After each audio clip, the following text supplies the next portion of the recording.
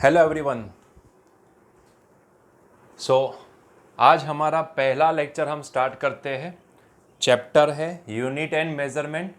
My self Chintan Desai and I welcome you all on my physics channel. तो यहाँ पे हम एनसीईआरटी के रिलेटेड आज पहला चैप्टर स्टार्ट करने वाले हैं, that is the unit and measurement. बच्चों, पहला चैप्टर, उसका भी पहला टॉपिक। सर इसके आगे तो एक चैप्टर है ना, वो पहला वाला chapter introduction to physical word वाला चैप्टर।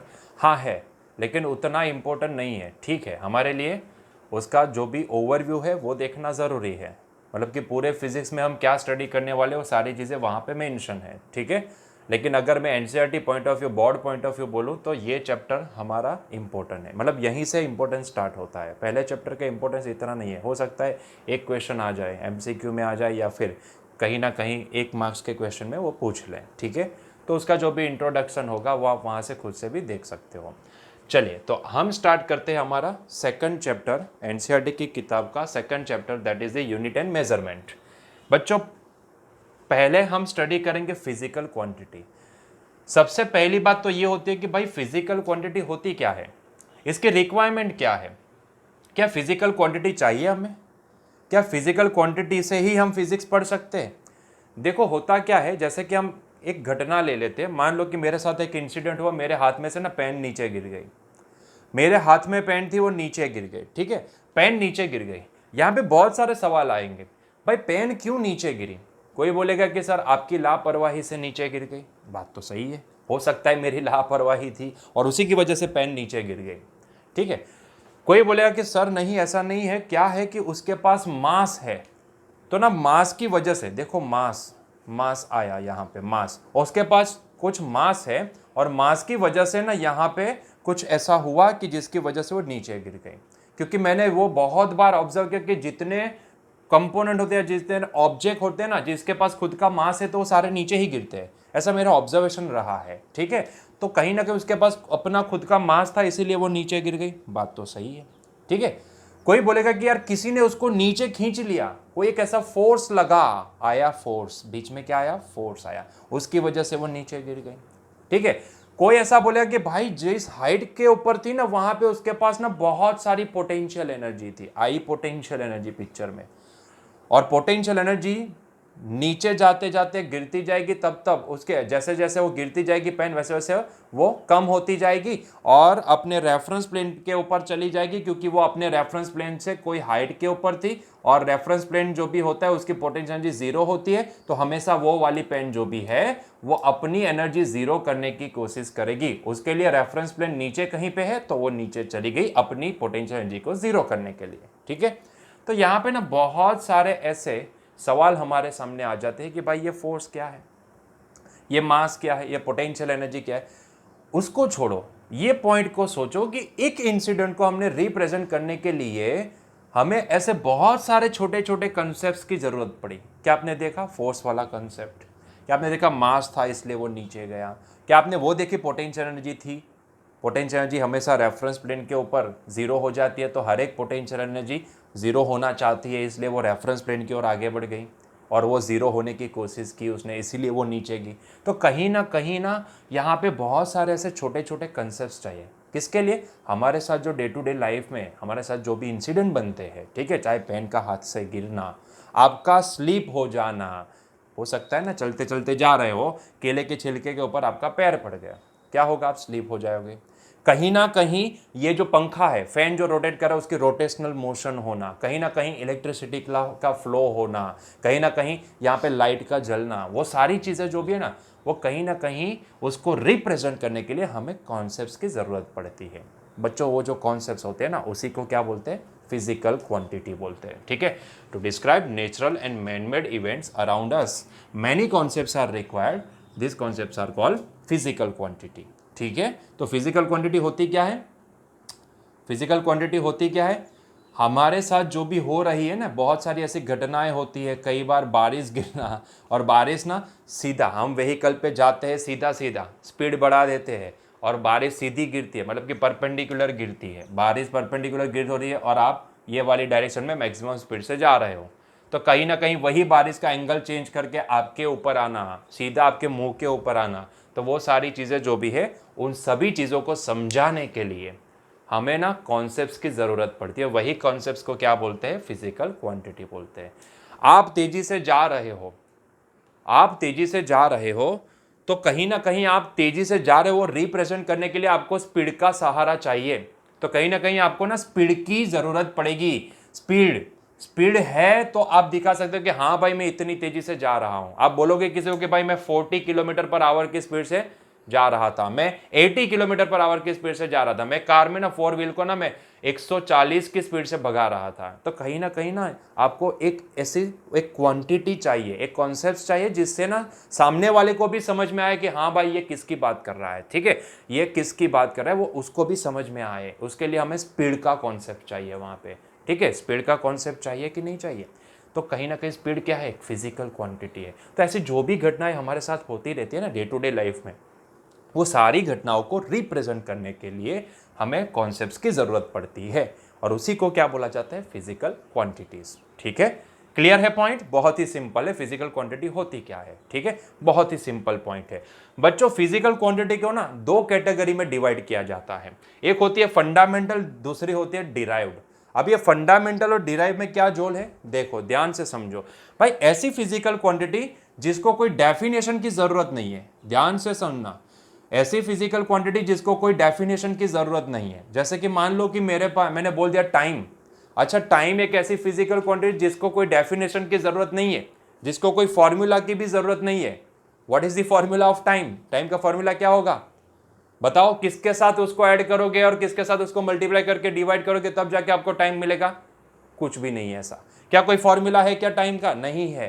क्या कोई डेफिनेशन है क्या टाइम की? नहीं है। यस और नो? अगर मैं बोलूं स्पीड की डेफिनेशन तो है, लेकिन अगर मैं बोलूं टाइम की डेफिनेशन नहीं है। यस और नो? तो कोई ऐसी क्वांटिटी की जिसको डिफाइन करने की जरूरत नहीं, we have to accept it, we have to accept it, हमें उसको एक्सेप्ट कर लेना है, उसको डिफाइन करने की जरूरत नहीं है। डेफिनेशन है ही नहीं तो टाइम की डेफिनेशन क्या है?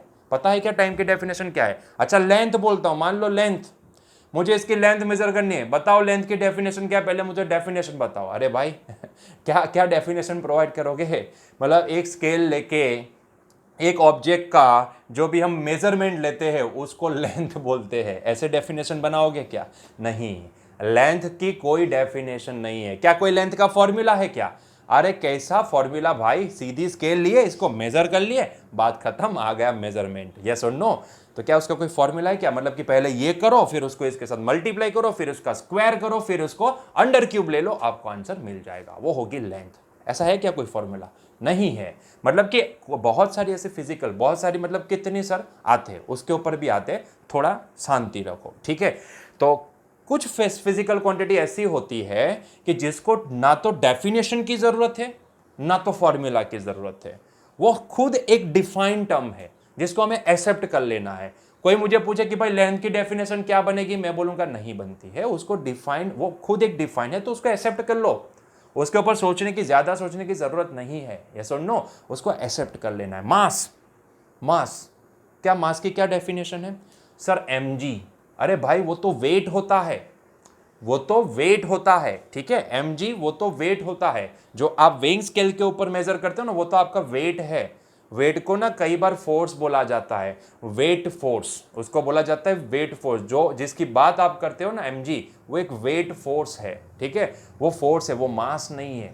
हाँ, उसमें जो m आया ना, m इंटू जी किए, तो उसमें जो m आया वो होता है मास, और मास की कोई डेफिनेशन नहीं है, वो हमें एक्सेप्ट करना है। समझ रहे हो? तो ऐसी फिजिकल क्वांटिटी जो सेल्फ डिफाइन होती है, पॉइंट क्या निकला? सेल्फ डिफाइन होती है, जिसको कोई डेफिनेशन की जरूरत नहीं है, जिसको कोई डेफिनेशन की जरूरत नहीं, जिसको कोई फॉर्मूला की जरूरत नहीं है, ऐसी फिजिकल क्वांटिटी को क्या बोलेंगे? फंडामेंटल फिजिकल क्वांटिटी, जिसको हमें एक्सेप्ट करना है बस।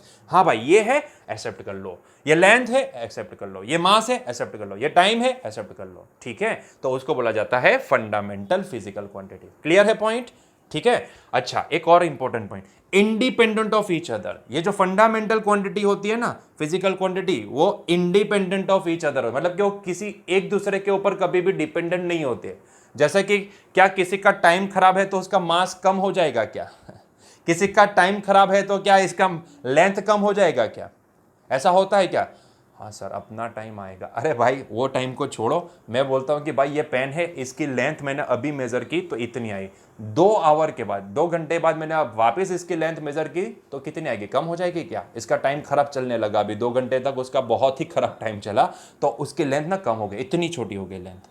ऐसा होता है क्या कभी? नहीं होता है। मतलब कि लेंथ, टाइम के चेंज होने से लेंथ में कोई फर्क नहीं आता है।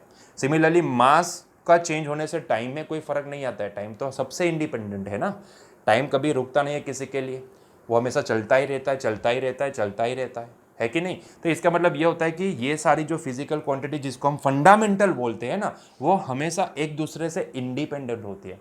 ना तो टाइम इसके ऊपर डिपेंड करता है, न तो इसके ऊपर डिपेंड करता है, न तो लेंथ मास और टाइम के ऊपर डिपेंड करती है, न तो मास लेंथ और टाइम के ऊपर डिपेंड करता है। ठीक है, ये इंडिपेंडेंट टू ईच अदर होते हैं। ठीक है, वो कभी भी एक दूसरे के ऊपर डिपेंडेंट नहीं होते, समझ रहे हो? क्योंकि वो खुद एक सेल्फ डिफाइंड टर्म हो, उसको डेफिनेशन के लिए किसी और टर्म की जरूरत ही नहीं है, तो वो इंडिपेंडेंट है। यस और नो? आई बात समझ में? तो इसको बोला जाता है फंडामेंटल फिजिकल क्वांटिटी। क्लियर है पॉइंट? चलिए डिराइव की बात करते हैं। भाई डिराइव फिजिकल क्वांटिटी कैसी होती है? जिसको डेफिनेशन चाहिए, जिसको बनानी पड़ती हो। या सुनो, जैसे कि हमने बताया स्पीड, मुझे मेरी तेजी को दिखाने के लिए मुझे स्पीड की जरूरत पड़ी, अभी स्पीड को तो डिफाइन करना पड़ेगा क्योंकि स्पीड तो एग्जिस्ट नहीं है ना। तो हमने क्या किया? स्पीड का एक फॉर्मूला बनाया। स्पीड इज इक्वल टू होती क्या है? Travel distance divide by time. मतलब जितना डिस्टेंस आपने ट्रैवल किया उसको टाइम से डिवाइड कर लो तो आपको क्या मिलेगी? स्पीड मिल जाएगी। ठीक है, तो बच्चों ये जो हमने किया ना, ये क्या किया? हमने फॉर्मूला बनाया। किसका? किसका? स्पीड का। तो स्पीड को डिफाइन करने की जरूरत पड़ी, उसका फॉर्मूला भी बना। वो खुद एक एक्सेप्ट करने वाली टर्म नहीं है, इसको डिफाइन करना पड़ा। यस और नो? तो इसीलिए ये जो स्पीड है ना, वो कैसी फिजिकल क्वांटिटी है? डिराइव्ड फिजिकल क्वांटिटी है। यस और नो? वो डिराइव फिजिकल क्वांटिटी है। तो आई होप सो कि आपको अभी पॉइंट समझ में आ गया होगा कि डिराइव का मतलब क्या होता है। डिराइव खुद एक क्या बोलता है? डिराइव का मतलब क्या होता है? कहीं से उसको डिराइव किए। यस और नो? मतलब कि वो किसी और के ऊपर से हमने बनाया। ठीक है, वो किसी और के ऊपर डिपेंडेंट है। जैसे अगर मैं स्पीड की बात करूं तो स्पीड एक्स के ऊपर भी डिपेंड करती है, टाइम के ऊपर भी डिपेंड करती है। टाइम चेंज होगा तो भी स्पीड चेंज होगी, अगर डिस्टेंस चेंज होगा तो भी स्पीड चेंज हो जाएगी। मतलब कि वो दोनों के ऊपर डिपेंडेंट है। ठीक है, तो इस वो क्या बोलेंगे हम? Derived from the fundamental physical quantity and definition and formula is required. ठीक है, इसको फॉर्मूला की भी जरूरत है, इसको डेफिनेशन की भी जरूरत है, और सबसे बड़ी बात तो ये डिपेंडेंट होती है किसके ऊपर? हाँ, फंडामेंटल। कहां से डिराइव किए हम? फंडामेंटल क्वांटिटीज से। सर फंडामेंटल से मतलब टाइम तो समझ में आया कि फंडामेंटल है, ये डिस्टेंस भी फंडामेंटल है क्या? अरे भाई ये लेंथ है ना, वो लेंथ, वो डिस्टेंस को लेंथ नहीं बोल सकते क्या? अरे लेंथ लेंथ होती है भाई, चाहे वो 2 पॉइंट के बीच का डिस्टेंस है, या फिर 2 प्लेस के बीच का डिस्टेंस है, या फिर ये पेन के 2 पॉइंट के बीच का डिस्टेंस है, लेंथ लेंथ होती है। यस और नो? अगर 2 प्लेस के बीच का आप डिस्टेंस निकल तो उसको भी मैं क्या बोलूंगा? लेंथ ही बोलूंगा। ठीक है, तो चाहे इसको हमने डिस्टेंस बोला हो लेकिन है तो लेंथ ही। तो ये क्या हो गई? फंडामेंटल। ये भी फंडामेंटल, मतलब कि स्पीड किसका यूज करके बनाए हम? दोनों फंडामेंटल फिजिकल क्वांटिटी का डिवीजन करके बनाए हम। यस और नो? तो इसका मतलब ये होता है कहीं ना कहीं जो भी डिराइव फिजिकल क्वांटिटी होती है ना, वो कहां से डिराइव हो पाती है? फंडामेंटल फिजिकल क्वांटिटीज से। ठीक है, वो कहां से डिराइव हो पाती है? फंडामेंटल फिजिकल क्वांटिटीज से। तो फंडामेंटल फिजिकल क्वांटिटीज है तो हम किसी डिराइव कर सकते हैं, किसी फिजिकल क्वांटिटी को डिराइव कर सकते हैं। और आप ना, ऐसा आपका दिमाग हिल जाएगा अगर मैं बताऊंगा कि फिजिक्स में बहुत सारी फिजिकल क्वांटिटीज अवेलेबल है, लेकिन वो सारी कहां से डिराइव्ड है? फंडामेंटल से। और फंडामेंटल कितनी है पता है? फंडामेंटल 7 है। Only 7 physical quantities are there in the physics which are fundamental. क्या सर, क्या बात कर रहे हो? सिर्फ 7? हाँ जी हाँ, सिर्फ 7। सर सिर्फ ओनली 7? अरे भाई ओनली 7, सिर्फ 7 physical quantities are there which are fundamental. ठीक है, और उसी के ऊपर से बाकी की सारी जो जितनी भी फिजिकल क्वांटिटी एग्जिस्ट करती है वो सारी इसी के ऊपर से बनाई गई है। सोचो कितनी इंपॉर्टेंट होगी ये, सोचो सोचो कितनी इंपॉर्टेंट होगी। सोचने वाली बात है ना ये, है कि नहीं? बहुत ही इंपॉर्टेंट चीज है ये समझने के लिए। क्लियर है पॉइंट? तो ये जो डिराइव फिजिकल क्वांटिटीज होती है ना, वो ऐसी फिजिकल क्वांटिटीज है जो फंडामेंटल से डिराइव होती है, जो डिपेंड करती है किसके ऊपर, फंडामेंटल क्वांटिटीज के ऊपर। अगर फंडामेंटल क्वांटिटीज है तो हम डिराइव कर सकते हैं, अगर फंडामेंटल है ही नहीं तो फिर इसको डिराइव नहीं कर सकते। तो स्पीड की भी रचना पॉसिबल नहीं है, स्पीड को डिराइव करना पॉसिबल नहीं होता अगर फंडामेंटल नहीं होती। ठीक है, तो यहाँ पे ये बहुत ही इंपॉर्टेंट चीज है, it is derived from the fundamental quantities, मतलब कि ये डिपेंडेंट होगी किसके ऊपर, फंडामेंटल के ऊपर। ठीक है, दूसरी चीज definition and formula is required. अगर इसको डिफाइन करना है तो खुद बोलते हैं ना, डिराइव करो, मुझे डिराइव करो, मतलब कि उसको एक डेरिवेशन, मतलब कि एक फॉर्मूला की जरूरत है, उसको एक डेफिनेशन की भी जरूरत है। जैसे कि हमने एग्जांपल में क्या देखा, स्पीड, ठीक है, उसी तरह फोर्स, आगे देखेंगे वर्क होता है, पावर, एनर्जी, पावर, मतलब ये 7 जो भी पढ़ेंगे ना उसको छोड़ दो, उसके बाद जितनी भी बचेगी वो सारी क्या होगी, डिराइव फिजिकल क्वांटिटीज होगी। ठीक है, सो वो सारी फिजिकल क्वांटिटीज डिराइव्ड होगी। क्लियर है पॉइंट यहां तक? तो फिजिकल क्वांटिटी 2 कैटेगरी में कैटेगराइज होती है, एक होती है फंडामेंटल, दूसरी होती है डिराइव्ड वन। ठीक है, आई बात समझ में? दोनों के बीच में डिफरेंस क्या है? बहुत ही सिंपल है, ये सेल्फ डिफाइन होती है, इसको डिफाइन करना पड़ता है। ये इंडिपेंडेंट ऑफ ईच अदर होती है, भाई इसको डिराइव करना पड़ता है फंडामेंटल के ऊपर से, मतलब कि वो डिपेंडेंट होती है फंडामेंटल के ऊपर। अगर यहाँ पे बोलूँ तो यहाँ पे कोई डेफिनेशन या फॉर्मूला की जरूरत नहीं है, इसको डेफिनेशन की भी जरूरत है, फॉर्मूला की भी जरूरत है। ठीक है, क्लियर है पॉइंट दोनों के बीच का डिफरेंस? अच्छा, कितनी फंडामेंटल फिजिकल क्वांटिटीज है फिजिक्स में? 7। कितने? मैं यहाँ पे 3 बताऊं तो क्या 3 बोलोगे? अरे भाई तो बताने के लिए ऐसा बोले। ठीक है, 7 physical quantities are there in the physics which are fundamental. Clear है? ठीक है, फंडामेंटल कितनी है? 7 है। चलो आगे बढ़ते हैं। तो आई होप सो कि आपको इतना पॉइंट समझ में आ गया होगा। चलो आगे बढ़ते हैं, यूनिट की बात करते हैं। बच्चों फिजिकल क्वांटिटी को डिफाइन कर लिए, ठीक है, मान लो फिजिकल क्वांटिटी तो डिफाइन कर लिया हमने, देख भी लिया कि भाई फंडामेंटल एंड डिराइव 2 प्रकार की फिजिकल क्वांटिटीज होती है, और उसमें से हर एक फिजिकल क्वांटिटी का मेजरमेंट भी तो होता है। जैसे कि हमने स्पीड बोला, स्पीड को हमने क्यों डिफाइन किया? क्योंकि हमें कुछ मेजरमेंट लेना था, मुझे बताना था कि भाई मैं इतनी तेजी से जा रहा था, और वो बताने के लिए मुझे कुछ कॉन्सेप्ट्स का सहारा चाहिए, जिसको हमने बोल दिया स्पीड। तो हमने स्पीड को तो डिफाइन कर लिया, कैसे मिलती है? x/t, मतलब कि डिस्टेंस को टाइम से डिवाइड कर लो, आपको स्पीड मिल जाएगी। लेकिन क्या सिर्फ स्पीड डिफाइन किया फिर उसका यूज नहीं करेंगे? अरे भाई करते हैं ना, मेजरमेंट तो करना पड़ेगा ना स्पीड का। मैं कैसे बताऊं कि भाई मैं इतनी स्पीड से जा रहा था? कहीं ना कहीं जो भी फिजिकल क्वांटिटीज हम यहाँ पे डिफाइन करते हैं, या फिर फंडामेंटल है या फिर हम इसको डिराइव करते हैं, वो सारी फिजिकल क्वांटिटी कहीं ना कहीं हम उसका मेजरमेंट लेने के लिए डिराइव किए हैं। ठीक है, मेजरमेंट आएगा तो ही तो हम उसको बता सकेंगे कि भाई हमने इतनी तेजी से गति की, ये सुनो, या फिर इसके ऊपर इतना फोर्स लगा, कहीं ना कहीं यहाँ पे मेजरमेंट चाहिए, तो मेजरमेंट तो करना ही पड़ेगा। अभी बच्चों मान लो कि मैंने बोल दिया कि भाई मैंने एक फिजिकल क्वांटिटी का मेजरमेंट लिया और मेरे पास मेजरमेंट आया 20। अभी इसका मतलब मैं क्या समझूं? आप ही बताओ, मैंने 20 लिख दिया, अभी बताओ इसका मतलब मैं क्या समझूं? 20 का मतलब क्या समझो? 20 क्या होना चाहिए? किसका मेजरमेंट होना चाहिए? बताओ हमका, क्या सोच पाओगे किसका मेजरमेंट होगा? सर आप ही बता दो ना, आपने मेजरमेंट लिए ना, आप ही बता दो, आप ही बताओ किसका मेजरमेंट लिए। अच्छा, तो यहां पे आपको कंफ्यूजन आया ना कि भाई सिर्फ मेजरमेंट से काम नहीं चलता है। कंफ्यूजन क्यों आया? क्योंकि आपको ये मेजरमेंट का मैग्नीट्यूड तो समझ में आया कि भाई 20 है, लेकिन वो किस फिजिकल क्वांटिटी का मेजरमेंट है वो समझ में नहीं आया। वो क्यों समझ में नहीं आया? क्योंकि पीछे ना मैंने एक टर्म नहीं लगाई जिसको बोला जाता है यूनिट, जिसको बोला जाता है यूनिट। देखो जितनी भी फिजिकल क्वांटिटीज अवेलेबल है, जब भी हम उसका मेजरमेंट लेते हैं ना बच्चों, तब ये बहुत ही इंपॉर्टेंट होती है कि उसका मेजर्ड वैल्यू जो भी होती है ना, वो अकेली ना लिखी जाए, उसके साथ उसका यूनिट भी लिखा जाए। यूनिट का बहुत बड़ा रोल होता है। यूनिट लिखते हैं तो पता चलता है कि भाई आपने कौन सी फिजिकल क्वांटिटी का मेजरमेंट लिया। जैसे कि अगर मैं बोलूं कि मैंने यहां पे पीछे यूनिट लगा दिया 20 के बाद केजी, तो आप तुरंत बताओगे सर आपने किसी का वेट मेजर किया है।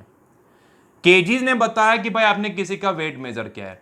अगर मैं आपको यह बताऊं कि भाई मैंने यहां पे लिखा 20 किलोमीटर पर आवर, तुरंत बताओगे सर आपने किसी की स्पीड मेजर की है कि नहीं? तो इतनी टर्म लिखने से हमें बहुत सारा पिक्चर क्लियर हो जाता है। ठीक है, एटलीस्ट इतना तो क्लियर हो ही जाता है कि आपने कौन सी फिजिकल क्वांटिटी का मेजरमेंट लिया होगा।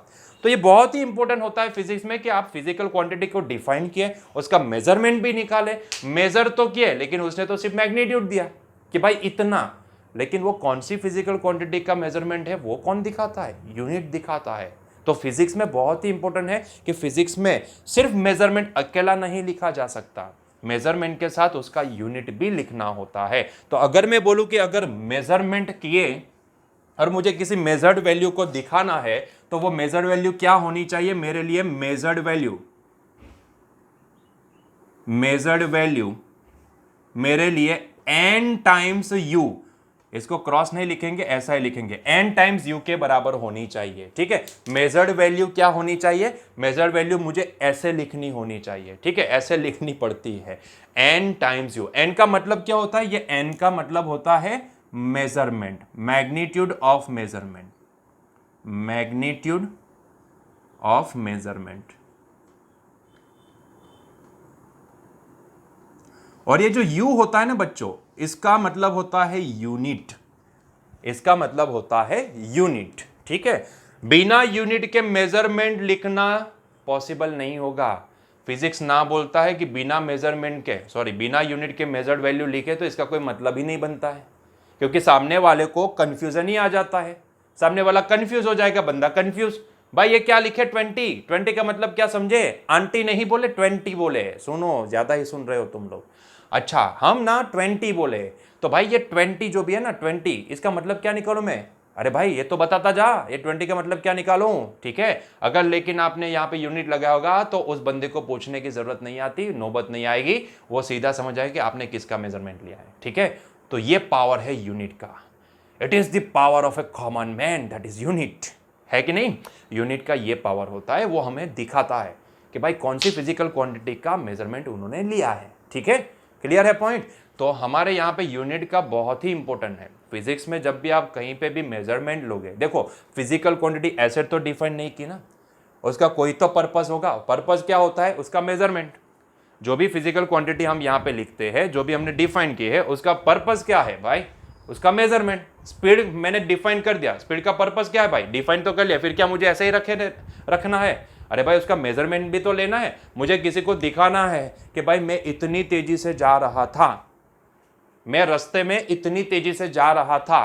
ठीक है, तो मुझे किसी को यह बताना है, तो इसके लिए मुझे उसका मेजरमेंट चाहिए, और मेजरमेंट करने के लिए ही तो फिजिकल क्वांटिटी को डिराइव किया जाता है। लेकिन ये मेजरमेंट ना ये फॉर्मेट में लिखना पड़ता है। ठीक है, दैट इज अ रूल कि फिजिक्स में अगर किसी भी मेजर्ड वैल्यू को लिखोगे तो आप क्या करोगे? n टाइम्स u के फॉर्मेट में लिखोगे, जहां पे n क्या दिखाता है? वो मेजरमेंट का मैग्नीट्यूड दिखाता है। ये u क्या दिखाता है? Unit of that measurement. वही तो इंपॉर्टेंट है, यूनिट बहुत ही इंपॉर्टेंट है। यूनिट ही तो दिखाता है हमें कि कौन सी फिजिकल क्वांटिटी का उन्होंने मेजरमेंट लिया होगा। क्लियर है पॉइंट? बहुत ही सिंपल है। ठीक है, तो समझ में आ गया what is the important of unit. अकेला मेजरमेंट कभी भी एक्सप्रेस नहीं हो सकता है, अकेला मेजरमेंट हम कभी भी नहीं लिख सकते। मेजरमेंट लिया तो उसको एक्सप्रेस करना है, जो भी आपका नंबर है उसको यूनिट के साथ। ठीक है, अगर यूनिट लिखे तो ही पता चलता है कि भाई किसका मेजरमेंट लिए, नहीं तो बंदा कंफ्यूज हो जाएगा। ठीक है, बंदा कंफ्यूजन, रीडिंग देख लिए, बंदा कंफ्यूज, क्या यार ये क्या लिख लिए? ठीक है, उसके दिमाग में तुरंत ही क्वेश्चन आएगा कि यार ये क्या है, मतलब 20 50 इसका मतलब क्या निकलता है? 20 क्या है, 20 क्या है, 50 क्या है? अरे भाई उसके पीछे यूनिट लगाओ तो उसको समझ में आ जाएगा कि अच्छा इसका मेजरमेंट हो सकता है। ठीक है, एटलीस्ट उसको आइडिया तो आ ही जाएगा कि किसका मेजरमेंट लिए हैं। क्लियर है? जब भी जाते हो मार्केट में कुछ परचेस करने, जैसा कि सब्जी वाले के पास जाते हो तो आप क्या बोलते हो? भैया 1 kg लगाए ना, 1 kg पोटैटो दे दो, आधा kg ना हमका ऑनियन दे दो, आलू ले लो, कांदा ले लो फिर क्या बोलते हैं? सारा सामान ले, 200 ग्राम ये दे दो, 500 ग्राम ये ले लो नहीं दे दो। ठीक है, बोलोगे ना सामने, हाँ तो 100 ग्राम ये दे दो, वगैरह वगैरह दे दो, और 5 रुपए का धनिया मुफ्त में दे दो। जाते हैं ना वहां पे, तो ये तो मुफ्त में तो लेके ही आते, 5 रुपए का धनिया मुफ्त में लेके आते, और 2-3 नींबू मुफ्त में लेके आते। ठीक है, ये तो हमारा रोज का हो गया है अभी चलिए उसको छोड़ो। मतलब कि कहीं पे भी जाओगे तो वहां पे हमें मेजरमेंट जब भी लिखते हैं तो वहां पे पीछे उसका यूनिट भी लगा होता है, और हम जब भी रिप्रेजेंट करते हैं ना तब भी हम ऐसे ही रिप्रेजेंट करते हैं। हो ना हो, कई बार आपसे भी रिप्रेजेंटेशन ऐसे ही हुआ होगा कि 100 ग्राम ये दे दो, 200 ग्राम ये दे दो। ठीक है, लीटर, इतना लीटर मुझे ये चाहिए, उतना लीटर वो चाहिए। कहीं ना कहीं आपने ये मेजरमेंट में पीछे यूनिट लगाया ही होगा।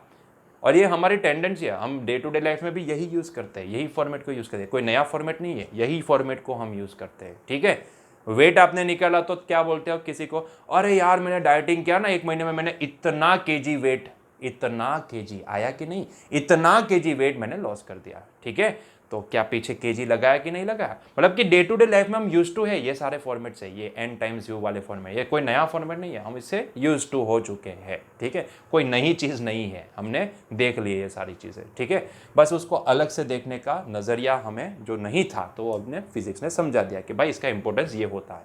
ठीक है, बाकी हमें पता ही है ये सारी चीज़ें। क्लियर है? चलिए, तो ये हो गई बात फिजिकल क्वांटिटी की। फिर यूनिट की। अभी बच्चों यूनिट की बात आई तो यूनिट के पीछे ना अभी एक और पॉइंट भी देख लेते हैं, यूनिट सिस्टम। यूनिट सिस्टम बच्चों क्या है, ऐसा है ना कि भाई कोई भी फिजिकल क्वांटिटी के लिए ना एक यूनिट नहीं होता है। मान लो हमने एक यूनिट लिया तो इसका बड़ा यूनिट भी हो सकता है, उसका छोटा यूनिट भी हो सकता है। एज फॉर द एग्जांपल, अगर मैं बोलूं कि मुझे ये पेन की लेंथ मेजर करनी है तो इसके लिए आप अपनी स्केल निकालोगे, उसका मेजरमेंट ले लोगे, मतलब कि इसका मतलब ये हुआ कि इसकी लेंथ में सेंटीमीटर में एक्सप्रेस कर सकता हूं, क्योंकि मेरे पास जो स्केल है वो सेंटीमीटर की रेंज को हाईलाइट करेगी। ठीक है, तो मैं ये पेन की लेंथ है ना तो मैं सेंटीमीटर में दिखा सकता हूं, है कि नहीं। लेकिन सोचो अगर मैं दो प्लेस के बीच का डिस्टेंस है या फिर दो प्लेस के बीच की मैं लेंथ बोलूं, क्या वो लेंथ को मैं सेंटीमीटर में दिखा सकता हूं? क्या है, क्या पॉसिबल? नहीं। वहां पे कौन से टर्म चाहिए? किलोमीटर। हालांकि सेंटीमीटर का ही एक बड़ा यूनिट है किलोमीटर, फिर भी हमें वहां पे क्या चाहिए? किलोमीटर चाहिए। सोचो अगर एक बार हाईवे पे जा रहे हो, हाईवे के ऊपर जितने भी वो बोर्ड्स लगे हुए हैं डिस्टेंस दिखाने वाले कि भाई अहमदाबाद यहां से इतना किलोमीटर, भरूच यहां से इतना किलोमीटर, सोचो अगर वो सारे किलोमीटर ना सेंटीमीटर में कन्वर्ट करके लिखे जाए तो आपका दिमाग कंफ्यूज हो जाएगा, आपका दिमाग ना बोलेगा। Even though you know how to convert that centimetre into the metre, into the kilometre, then also आपका दिमाग कंफ्यूज हो जाएगा। ठीक है, क्योंकि यहाँ पे ना जो सिस्टम हमने बनाई है, जहां पे बड़े यूनिट लगाने वहां पे बड़े यूनिट ही लगाते हैं, जहां पे छोटे यूनिट लगाने वहां पे छोटे यूनिट ही लगाते हैं। तो जो सिस्टम हमने बनाई है ना उसको समझना भी बहुत ही इंपॉर्टेंट होता है। ठीक है, इसको बोला जाता है यूनिट सिस्टम, मतलब कब बड़ा यूनिट लगाओ कब छोटा यूनिट लगाओ, सारी चीजें जो भी चर्चाएं होती है उसको बोलते हैं यूनिट सिस्टम, जो डिफाइन होती है कि भाई यहाँ पे ये यूनिट लगाना, यहाँ पे ये यूनिट लगाना है। ठीक है, लेकिन अब हमें क्या है कि उतने बड़े लेवल पे भी नहीं जाना, उतने छोटे लेवल पे भी नहीं जाना है, हमें मॉडरेट लेवल पे बात करनी है, मतलब कि जो फिजिक्स में चलता है सिस्टम उसकी बात करनी है। हुआ क्या था भाई, पहले ना ऐसा चलता था, हर एक कंट्री की अपनी खुद की यूनिट सिस्टम होती थी, हर एक कंट्री की खुद की अपनी यूनिट सिस्टम, जो मन चाहे वो यूनिट सिस्टम बनाते थे। ठीक है, मान लो कि कहां पे कोई ऐसे कंट्री है जहां पे एफपीएस सिस्टम चलती थी। एफपीएस का मतलब क्या होता है? Foot pound second. ठीक है, फुट पाउंड सेकंड, एफपीएस का मतलब क्या है? Foot pound second. मतलब कि अगर किसी बंदे को ना वहां पे वो कंट्री में अगर उसको लेंथ मेजर करनी होती थी ना तो लेंथ को उसको कंपलसरी फुट में मेजर करना पड़ता था। ठीक है, अगर उसको वेट या फिर मास बोले, इसको मास बोलते हैं, मास को मेजर करना होता था ना तो उसको पाउंड में मेजर करना होता था। अगर उसको टाइम मेजर करना है ना तो उसको सेकंड में मेजर करना पड़ता है, मतलब कि टाइम है। ठीक है, तो वहां पे ये सिस्टम चलती थी तब किसी एक कंट्री में। कोई एक कंट्री ऐसी थी कि जिसने सीजीएस सिस्टम को फॉलो किया था। सीजीएस का मतलब होता है सेंटीमीटर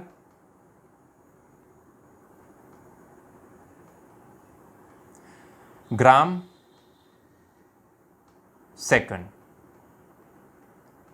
ठीक है, मतलब कि अगर वहां पे किसी को लेंथ मेजर करनी होती थी तो सेंटीमीटर में मेजर करनी पड़ती थी, अगर मास मेजर करना था तो वो ग्राम में मेजर करना पड़ता था, अगर टाइम को मेजर करने की जरूरत पड़ती थी तो उनको सेकंड में मेजर करनी पड़ती थी। ठीक है, कोई कंट्री में मान लो कि एमकेएस सिस्टम चल रही थी। एमकेएस का मतलब क्या? एम मतलब कि मीटर, के मतलब कि किलोग्राम, एंड एस मतलब कि सेकंड। मतलब कि अगर लेंथ को मेजर करना है तो मीटर में मेजर करो, अगर मास को मेजर करना तो किलोग्राम में, अगर टाइम को मेजर करना है तो सेकंड में मेजर करो। मतलब कि हर एक कंट्री में अलग अलग सिस्टम चल रही थी। अभी प्रॉब्लम क्या होता था? प्रॉब्लम ये होता था कि मान लो एक रिसर्च फेलो है, मतलब कि एक साइंटिस्ट है, उसने ना अपना एक्सपेरिमेंट किया। अपने बहुत सारे एक्सपेरिमेंट के जो ऑब्जर्वेशंस आए ना, उसके ऊपर से उसने ना कुछ एक रिसर्च पेपर पब्लिश कर दिया कि भाई मैंने ना ये वर्क मैंने किया है और ये सबसे यूनिक है, मैंने एक कुछ इनोवेशन किए है उसमें, और उसको ना वो इनोवेशन दिखाने थे दुनिया को। ठीक है, तो यहाँ पे क्या होता है, आपने कभी पैटर्न वर्ड सुना है? पैटर्न, पैटर्न करवाते हैं। अगर वो यूनिक वर्ड है तो उसको पैटर्न करवाया जाता है ताकि कोई इसकी कॉपी ना कर ले, और अगर कॉपी करते तो उनको रॉयल्टी देनी पड़ती है। ठीक है, तो उसके लिए ना एक बंदे ने बहुत अच्छा एक्सपेरिमेंट किया, उसने ना बहुत सारे ऐसे इनोवेशन किए और इनोवेटिव जो भी उसका वर्क था उसको रिप्रेजेंट करना था। अभी क्या था, वो जिस कंट्री में बिलोंग करता था ना, वहां पे ना ये वाली सिस्टम चलती थी। अगर उसको अपनी कंट्री में कुछ रिसर्च वर्क पब्लिश करना है तो वहां पे उसको ये सिस्टम फॉलो करनी पड़ती थी। लेकिन उसको क्या है कि पूरे ग्लोबली उसको ये सारी चीजें हाईलाइट करवानी थी।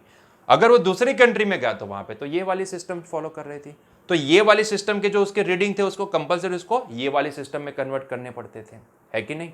मान लो तीसरी कंट्री में गया जहां पे एमके सिस्टम चल रही थी, उसको वहां पे भी अपना रिसर्च वर्क दिखाना था, तो जब वहां पे गया तो उसको जितने भी अपने रीडिंग थे उसके सारे रीडिंग उसको ये नई सिस्टम में कन्वर्ट करने पड़ते थे। तो बार बार ना ये कन्वर्जन का कंफ्यूजन आ जाता था।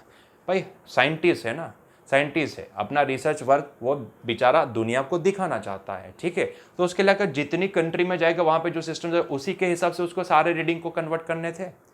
ऐसा नहीं होता है ना, ऐसा नहीं होता है, बहुत सारे प्रॉब्लम्स आ जाते हैं भाई। वो बंदा कंफ्यूज हो गया, भाई ये क्या चल रहा है, भाई मेरे को एक वर्क दिखाना है उसके लिए मुझे इतना सारा मेरे सारे ऑब्जर्व का रीडिंग मुझे चेंज करना पड़े, ऐसा थोड़ी ना चलता है। ठीक है, तो इसीलिए ना एक स्टैंडर्डाइज एक फर्म बनाई गई जिसको बोला जाता है एसआई, स्टैंडर्ड इंस्टीट्यूट बोल दो उसको, कि जिसको स्टैंडर्ड इंटरनेशनल भी बोला जाता है, जिसने ना डिसाइड कर लिया कि अभी ना क्या करना है, अलग अलग कंट्री में अलग अलग सिस्टम नहीं, एक ही सिस्टम को फॉलो करना है। और सभी दुनिया के सारी कंट्रीज, जितनी भी कंट्रीज है वो सारी कंट्री ना इसी सिस्टम को फॉलो करेगी, जिसको नाम दे दिया गया SI unit system, standard international, जो सभी कंट्री ने एक्सेप्ट भी कर लिया। उन्होंने कभी भी कोई वहां पे ऑब्जेक्शन नहीं उठाया था, उन्होंने बोल दिया कि ठीक है हम यही फॉलो करेंगे। क्या हो जाता है उसमें ना, साइंटिस्ट का जो वर्क होता है ना, रिसर्च वर्क, उसमें ना उसको बड़ा कॉन्फिडेंस आ जाता है। यहाँ पे क्या होता है, यहाँ से यहाँ कन्वर्ट करो, कन्वर्जन करो, वापस रीटाइप करो, वगैरह वगैरह सारी चीजें वहां पे रीटाइप करके वापस वो पेपर बनाओ और वापस सबमिट करो। बेचारा बंदा एक तो परेशान था, कन्वर्जन किया दूसरी कंट्री में गया तो वहां पे और चेंजेस की, मतलब कि उसका कॉन्फिडेंस लेवल ही डाउन हो जाता था। ठीक है, उससे अच्छा है कि अगर सभी जगह पे एक ही सिस्टम चलती हो तो उसको करने की कुछ जरूरत है ही नहीं, सारे रीडिंग उसको पहले से वही फॉर्मेट में आए।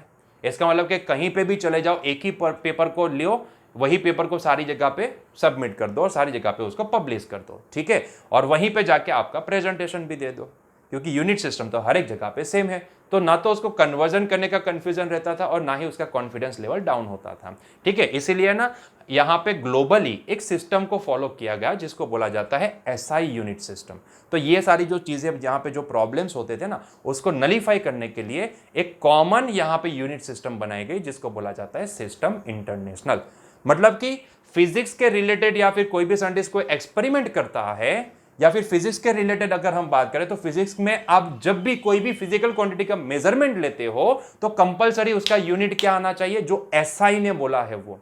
मतलब कि अगर मैं स्पीड मेजर करता हूं, मेरा स्पीडोमीटर जो भी है वो क्या दिखाएगा, kilometre per our, kilometre per our दिखाएगा। लेकिन फिजिक्स क्या बोलता है, आपको तो ऐसा यूनिट सिस्टम फॉलो करनी है, और ऐसा यूनिट सिस्टम के हिसाब से स्पीड की यूनिट क्या निकलेगी, मीटर पर सेकंड। मतलब कि you have to convert it into the metre per second, you can not express that term into the kilometre per hour, आपको उसको मीटर पर सेकंड में कन्वर्ट करना पड़ेगा। ठीक है, तो एक यूनिफाइड सिस्टम हो गई। इससे ना थोड़ा प्रॉब्लम आता है इनिशियली, लेकिन फिर क्या है कि आप जब भी अलग अलग कंट्री में अपना रिसर्च वर्क देने जाते हो तो वहां पे फिर वो सारे प्रॉब्लम नलीफाई हो जाते हैं जो पहले होते थे। ठीक है, तो इसीलिए यहाँ पे सारे प्रॉब्लम को नलीफाई करने के लिए एक कॉमन सिस्टम बनाई गई जिसको बोला गया एसआई यूनिट सिस्टम। ठीक है, तो देखिए आइए देखते हैं एसआई यूनिट सिस्टम क्या थी और उसमें कौन से यूनिट को उन्होंने स्टैंडर्डाइज किया था, उसकी बात करते हैं। ठीक है, तो एसआई यूनिट सिस्टम हम देखने वाले हैं, एसआई यूनिट सिस्टम।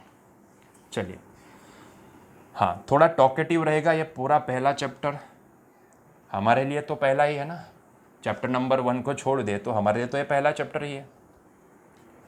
हाँ, उसमें ये टॉपिक थोड़ा टॉकेटिव है, आगे जाके जैसे भी हम वो एरर पे स्विच करेंगे ना, तो फिर उसके बाद थोड़ा आपको मज़ा आने लगेगा वहाँ पे, क्योंकि वहाँ पे सारे फॉर्मूलाज वगैरह आएंगे, क्वेश्चंस वगैरह आएंगे, इक्वेशंस वगैरह आएंगे, तो वहाँ पे मज़ा आएगा। ठीक है, थोड़ा डेरिवेशन वगैरह आएगा, अच्छा अच्छा मज़ा आएगा।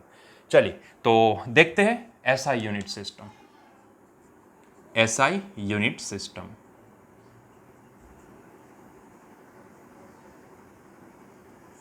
इसको ना स्टैंडर्ड इंटरनेशनल भी बोला जाता है, या फिर इंटरनेशनल स्टैंडर्ड बोलना तो ऐसे भी बोल सकते हैं। एसआई का मतलब क्या? Standard international.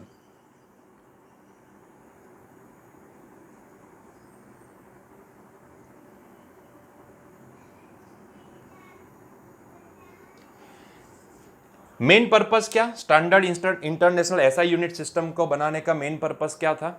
मेन पर्पस ये था कि भाई जो अलग अलग कंट्री में अलग अलग सिस्टम चलती थी उसको एक यूनिफाई किया जाए, उसको ना एक ही सिस्टम को फॉलो करने को बोला जाए और पूरी दुनिया यही सिस्टम को फॉलो करे, ताकि सभी साइंटिस्ट या रिसर्च फेलो है उनको आसानी हो जाए अपना रिप्रेजेंटेशन देने के लिए, अपना वर्क रिप्रेजेंट करने के लिए। ठीक है, तो ये उनका मेन पर्पस था, मोटिव था, और जिसको उन्होंने सॉल्व भी कर दिया। अभी क्या था इनका मेन मोटिव? ये था कि सभी का जो भी हम फिजिकल क्वांटिटीज यहाँ पे देखते हैं उनके यूनिट को फिक्स करना। ठीक है, कि स्पीड है तो मीटर पर सेकंड, एक्सीलरेशन है तो मीटर पर सेकंड स्क्वायर, तो ये सारी जो फिजिकल क्वांटिटीज होती है उनके यूनिट को फिक्स करना। अभी सोचो फिजिक्स में तो कितनी सारी फिजिकल क्वांटिटीज अवेलेबल है, कितनी सारी, बहुत सारी फिजिकल क्वांटिटीज अवेलेबल है। ठीक है, तो अभी सभी का अगर यूनिट यहां पे फिक्स करने जाओगे तो यहां पे तो प्रॉब्लम हो जाएगा, भाई कितनी सारी अवेलेबल है, सबका क्या हमें यूनिट यहां पे फिक्स करना है? अरे ऐसा तो नहीं चलता ना, ऐसा नहीं चलता ना, कुछ तो जोड़ निकालना पड़ेगा यहाँ पे, कुछ तो बीच का रास्ता निकालना पड़ेगा, क्योंकि हमारे पास तो फिजिक्स में तो बहुत सारी फिजिकल क्वांटिटीज अवेलेबल है। अभी सबका यूनिट यहाँ पे फिक्स करने जाए तो यहाँ पे तो पूरी एक किताब लिख देनी पड़ेगी कि भाई इसका यूनिट ये, इसका यूनिट ये, इसका यूनिट ये, इसका यूनिट ये, और बार बार हर एक रिसर्च फेलो को ना वापिस वो किताब को यहाँ से वो पन्ने घुमा घुमा के वहां पे यूनिट भी देखने पड़ेंगे, भाई इसका यूनिट तो यहाँ पे ऐसा ही ने बोला कि ये है। ठीक है, तो ऐसा ना हो इसलिए उन्होंने क्या किया, उन्होंने ना एक बहुत ही इंपॉर्टेंट डिसीजन ले लिया। भाई हमारे यहाँ पे फिजिक्स में ना दो कैटेगरी की फिजिकल क्वांटिटीज होती है, एक होती है फंडामेंटल, दूसरी होती है डिराइव्ड। ठीक है, एक काम करते हैं, क्योंकि सारी डिराइव फिजिकल क्वांटिटी फंडामेंटल से ही निकलती है कि नहीं? सारी डिराइव कहां से होती है? डिराइव फिजिकल क्वांटिटीज फंडामेंटल से ही डिराइव होती है कि नहीं? तो क्यों ना हम एक काम करें, फंडामेंटल फिजिकल क्वांटिटीज जो भी है उनके यूनिट को हम यहां पे फिक्स करते, जितनी भी फंडामेंटल है उनके यूनिट को हम यहां पे फिक्स कर दे, तो अपने आप जो भी उसके ऊपर से डिराइव्ड होगी ना, वो सारी फिजिकल क्वांटिटी के यूनिट अपने आप डिफाइन हो जाएंगे, अपने आप फिक्स हो जाएंगे। कितना सारा डिसीजन लिया था उन्होंने, सोचो, बहुत ही बढ़िया डिसीजन है कि नहीं? तो उन्होंने क्या किया, उन्होंने सोचा कि सभी फिजिकल क्वांटिटी का यूनिट यहां पे फिक्स करने से अच्छा है हम एक काम करते हैं, फंडामेंटल जितनी है ना उसके यूनिट को फिक्स कर देते हैं। तो अपने आप, क्योंकि डिराइव्ड सारी जो भी है वो कहां से आएगी? यहीं से आएगी ना, फंडामेंटल से ही आएगी, जो भी डिराइव्ड है वो फंडामेंटल से ही आनी है। तो इसका मतलब यह होता है कि उनके यूनिट भी अपने आप फिक्स हो जाएंगे, है कि नहीं? तो उन्होंने क्या किया, क्योंकि फंडामेंटल कितनी थी? 7, only 7 physical quantities are there which are fundamental in physics, तो ये 7 का यूनिट फिक्स कर दो, बाकी सारी अपने आप फिक्स हो जाएगी, है कि नहीं? बहुत ही बढ़िया डिसीजन लिए थे। तो चलिए उन्होंने कौन सा फिजिकल क्वांटिटी का क्या यूनिट फिक्स किया वो भी देख लेते। तो उन्होंने क्या किया, वो जो 7 फंडामेंटल फिजिकल क्वांटिटीज थी उनके ही उन्होंने यूनिट फिक्स कर दिए। ठीक है, ताकि उनके ऊपर से जो भी डिराइव होगी वो सारी यूनिट फिक्स हो जाएगी। क्लियर है पॉइंट? चलिए तो देखते हैं वो कौन सी 7 फिजिकल क्वांटिटीज थी जो फंडामेंटल थी, जिनके यूनिट उन्होंने क्या फिक्स किए। ठीक है, वो सारी डिस्कशन भी यही इसी लेक्चर में कर देते हैं। चलिए, तो पहली फिजिकल क्वांटिटी बच्चों थी लेंथ, पहली थी length. Yes, it is fundamental. यहां पे जितनी हम 7 फिजिकल क्वांटिटी लिखने वाले हो सारी फंडामेंटल ही है। उन्होंने फंडामेंटल फिजिकल क्वांटिटी के ही यूनिट फिक्स कर दिए, ताकि उसके ऊपर से जो भी डिराइव होगी वो सारी फिजिकल क्वांटिटी अपने आप उसके यूनिट फिक्स हो जाएंगे। ठीक है, लेंथ। बच्चों उन्होंने बोला कि अगर आपको लेंथ मेजर करना है ना, तो लेंथ मेजर करने के लिए आपको यूनिट यूज करना पड़ेगा मीटर, जिसका सिंबॉलिक रिप्रेजेंटेशन क्या है? एम। क्या यूज करना पड़ेगा? मीटर, जिसका सिंबॉलिक रिप्रेजेंटेशन क्या है? एम। ठीक है, तो उन्होंने बोला कि अगर जब भी आपको लेंथ, दैट डजंट मैटर, वो डिस्टेंस है तो भी मीटर में, वो डिस्टेंस है, समझो किसी लेंथ का मतलब सिर्फ एक पेन की लेंथ या फिर दो पॉइंट के बीच है, ये दो पॉइंट के बीच की लेंथ ये नहीं होती है, दो प्लेस के बीच का भी डिस्टेंस आ जाए तो वो किलोमीटर में नहीं, आपको मीटर में ही शो करना है। ठीक है, ये बात समझो, उसको मीटर में ही शो करना है। मतलब कि फिजिक्स में जितने भी क्वेश्चंस आएंगे ना हमारे, उसमें कहीं ना कहीं हमें अगर किलोमीटर में या फिर कोई बड़े यूनिट में या फिर कोई छोटे यूनिट में अगर रिप्रेजेंटेशन दिया है तो हमें कंपलसरी उसको एसआई यूनिट सिस्टम में पहले तो कन्वर्ट करना पड़ेगा, उसके बाद ही आप उस क्वेश्चन को आगे बढ़ा सकते हो। ठीक है, कंपलसरी आपको पहले कन्वर्ट करना पड़ेगा।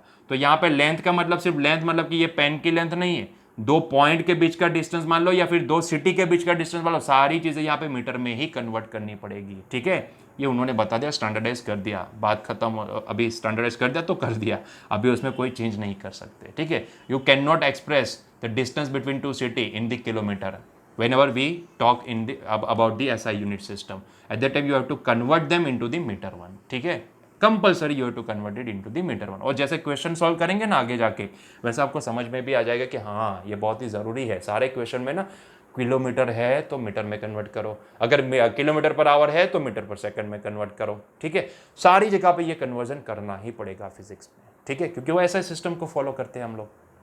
क्लियर है? तो पहली थी लेंथ, जिसका उन्होंने यूनिट क्या दिया, मीटर, कि जब भी आपको लेंथ मेजर करनी है, चाहे वो दो सिटी के बीच की हो या फिर एक पेन की हो, you have to express it into the metre one. ठीक है, चलो नेक्स्ट थी मास, सेकंड थी मास। बच्चों उन्होंने बोला कि मास को अगर रिप्रेजेंट करना है ना तो आपको कंपलसरी यूनिट कौन सा यूज करना पड़ेगा, किलोग्राम। कौन सा, किलोग्राम। ठीक है, जिसका सिंबॉलिक रिप्रेजेंटेशन है केजी। सिंबॉलिक रिप्रेजेंटेशन क्या है, केजी। ठीक है, तीसरी फिजिकल क्वांटिटी क्या आई, टाइम। तीसरी फिजिकल क्वांटिटी आई टाइम। बच्चों उन्होंने टाइम का भी यूनिट फिक्स कर दिया। टाइम को अगर मेजर करना है तो आपको सेकंड यूज करना पड़ेगा, जिसका सिंबॉलिक रिप्रेजेंटेशन है एस। ठीक है, सिंबॉलिक रिप्रेजेंटेशन एस है। बच्चों नेक्स्ट फिजिकल क्वांटिटी थी इलेक्ट्रिक करंट।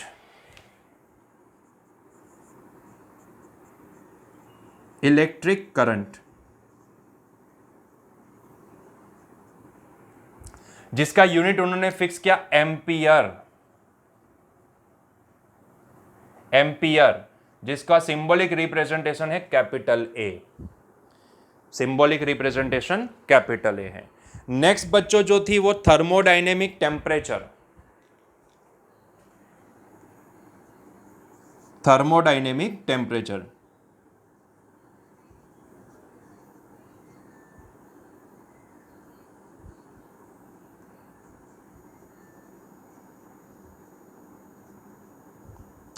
बच्चों इसका यूनिट उन्होंने फिक्स किया केल्विन, जिसका सिंबॉलिक रिप्रेजेंटेशन है के। जिसका सिंबॉलिक रिप्रेजेंटेशन है के। ठीक है, नेक्स्ट बच्चों जो थी number 6, that is amount of substance. Amount of substance यहां पे लिखते हैं, इसको मिटा देते हैं।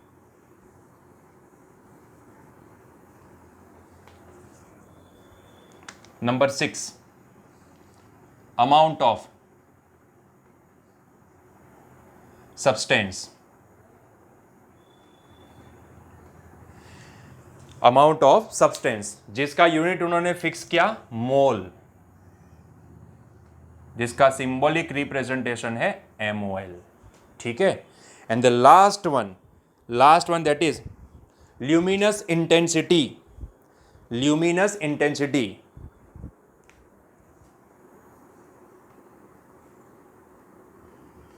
ल्यूमिनस इंटेंसिटी, या इट इज नंबर 7। बच्चों इनका यूनिट उन्होंने फिक्स किया कैंडेला। कैंडेला, सिंड्रेला नहीं भाई, कैंडेला बोले, जिसका सिंबॉलिक रिप्रेजेंटेशन है CD।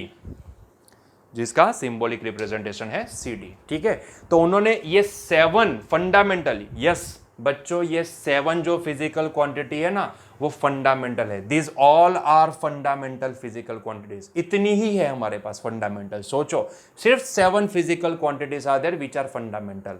बाकी की सारी फिजिकल क्वांटिटीज इन्हीं 7 के ऊपर से ही बनाई गई है। सोचो सोचो कैसा, मतलब ये 7 इंपॉर्टेंट है। इसके अलावा जितनी भी फिजिक्स में आती है, जितनी भी फिजिकल क्वांटिटीज, वो सारी फिजिकल क्वांटिटीज कहीं ना कहीं ये 7 के ऊपर से ही बनाई गई है। तो कितनी इंपॉर्टेंट होगी ये 7। ये 7 कभी भी एक दूसरे के ऊपर डिपेंड नहीं करती है। याद करो वो पॉइंट, फंडामेंटल फिजिकल क्वांटिटी। क्या सबको, किसी को भी यहाँ पे डेफिनेशन की जरूरत है? नहीं है, हमें एक्सेप्ट कर लेना है। ठीक है, इसका कोई फॉर्मूला भी नहीं है। This is the fundamental physical quantities. और ऐसा इन्हें क्या किया, उन्हीं के यूनिट को फिक्स कर दिया, मतलब कि इसके ऊपर से जो भी डिराइव होगी वो सारी अपने आप यूनिट फिक्स हो जाएगी। ठीक है, क्लियर है? तो ये हो गई हमारी एसआई यूनिट सिस्टम। तो यहां पे हमारा आज का लेक्चर हम एंड करते हैं। आज हमने क्या देखा, फिजिकल क्वांटिटी क्या होती है, फिर उनके क्लासिफिकेशन, फंडामेंटल एंड डिराइव्ड, दोनों के बीच में डिफरेंस क्या है, वो सारी चीज चर्चाएं कर दी। उसके बाद हम यूनिट का इंपॉर्टेंस देखें कि भाई यूनिट का इंपॉर्टेंस क्या है। अगर किसी मेजरमेंट को मुझे रिप्रेजेंट करना है तो मुझे कौन से स्ट्रक्चर में उसको रिप्रेजेंट करना होता है, n टाइम्स u वाला फॉर्मेट याद आया कि नहीं आया। फिर क्या देखे कि भाई अलग अलग यूनिट सिस्टम देखे कि अलग अलग कंट्री में पहले क्या था, क्या प्रॉब्लम हुए, फिर कैसे एसआई ने उसको फिक्स कर दिया। ठीक है, तो ये 7 फिजिकल क्वांटिटी के यूनिट एसआई सिस्टम ने क्या कर दिए, सिस्टम इंटरनेशनल ने फिक्स कर दिया और सारे दुनिया ने उसको एक्सेप्ट भी कर लिया। मतलब कि अगर मुझे किसी भी एक्सपेरिमेंट करना है और उसका मेजरमेंट लेना है किसी भी फिजिकल क्वांटिटी का, तो कहीं ना कहीं उसका यूनिट मुझे यही फॉर्मेट में लिखना पड़ेगा। स्पीड है तो मैं किलोमीटर पर आवर नहीं लिख सकता, मुझे क्या लिखना पड़ेगा, मीटर पर सेकंड। क्लियर है? किलोमीटर पर आवर एक्सेप्ट नहीं करेंगे। 2 सिटी के बीच का डिस्टेंस किलोमीटर में है, मुझे कंपलसरी उसको मीटर में कन्वर्ट करना पड़ेगा, कंपलसरी। ठीक है, अगर मास है वो मिलीग्राम में है, मुझे उसको किलोग्राम में कन्वर्ट करना पड़ेगा। कई बार ना क्वेश्चन में लिखते हैं give the answer in the SI unit system, तो कंपलसरी अगर नहीं दिया तो भी हमें यही फॉलो करना है। ठीक है, ये एसआई सिस्टम को ही फॉलो करना है। क्लियर है पॉइंट? चलिए, तो यहां पे हमारा आज का लेक्चर एंड करते हैं।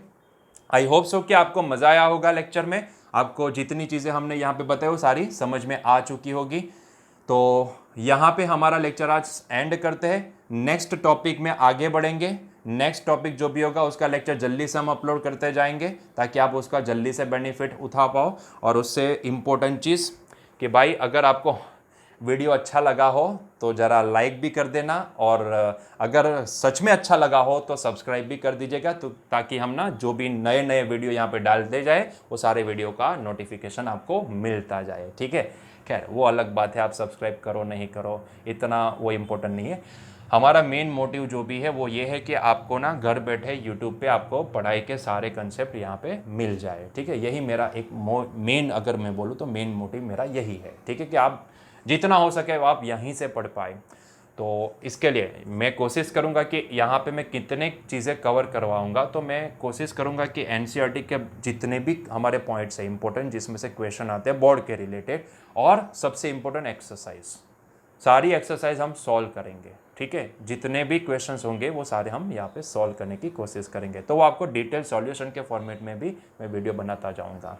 तो कोशिश करूंगा कि मैं मैक्सिमम एनसीईआरटी को मैक्सिमम फॉलो करूं और मैक्सिमम उसमें से जो भी क्वेश्चन बनते जाए वो सारे आपको प्रोवाइड करता जाऊं, ताकि आपको बोर्ड की एग्जाम में कोई तकलीफ ना आए। ठीक है, तो मेरी कोशिश हमेशा यही रहेगी कि मैं मैक्सिमम टॉपिक्स को कवर करूँ। ठीक है, तो यहाँ पे हमारा लेक्चर एंड करते हैं। अगर वीडियो अच्छा लगा है तो लाइक कर देना, कमेंट में कुछ बताना हो तो आप बता सकते हो, और अगर आपके जैसा ही कोई है आपका फ्रेंड जिसको आप यही एजुकेशन प्रोवाइड करना चाहते हो तो आप उसको लिंक शेयर भी कर दीजिएगा। ठीक है, और सब्सक्राइब करोगे तो बहुत ही बढ़िया है। ठीक है, चलिए तो यहीं पे हमारा लेक्चर एंड करते हैं। Till then enjoy your day. Thank you.